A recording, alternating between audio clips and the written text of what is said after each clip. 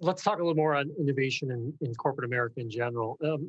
I mean, innovation has always been core to who you are. It's how you think about your companies and your role. Um, in the corporate suite in America, are companies in general fostering and developing and innovation and as the leaders in corporate America, you've got a lot of them on this call. Are we do we prioritize innovation as much as we might or need to? Do you think right now?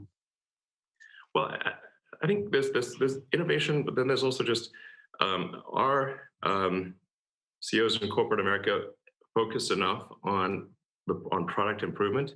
I think the answer is no. And I think generally my advice to or my recommendation would really be spend less time on finance, spend less time in conference rooms, less time on PowerPoint, and more time just trying to make your product as amazing as possible. And Well, the rest of the company will take their cue from that. why is that? Is that because boards or shareholders are too finance and return focused and don't think enough about product as being at the heart of value? Is it because a certain kind of skill is cultivated? Why is that? Why is that a problem in the C-suite?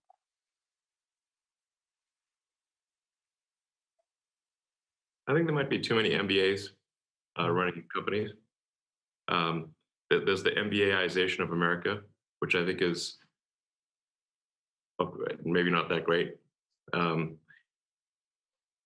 there should be more focus on the product, the service itself, less time on board meetings, less time on financials. The financials come as a result. Like you say, like what's the point of a company at all? And why even have companies? It's like a company is an assembly of people gathered together to create a product or service and deliver that product or service. And sometimes people lose sight of that. A company has no value in and of itself. It only has value to the degree that it is an effective allocator of resources to create goods and services that are of greater value than the cost of the inputs. This thing we call profit is should just mean over time that the value of the output is worth more than the inputs. And it's a reflection of the quality of the product more than so if the product is good, presumably the profits follow rather than profits being a goal versus profit. And Yeah, sometimes people sort of have it backwards, and if people are getting sort of the incentive structure is coming from the financial side of things. I don't know. I just earnestly would recommend to anyone listening that just spend less time in meeting rooms, less time on PowerPoint presentations, less time on a spreadsheet, and more time on the factory floor, more time with customers. And obviously, a lot of people out there are already doing that. But I would just urge people to say, like, hey, step back a second and say, is your product as awesome as it could be? Probably not. What could you do to make it great?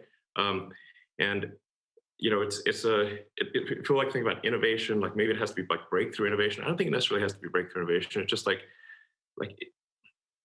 just make your product better. This is the thing that really matters.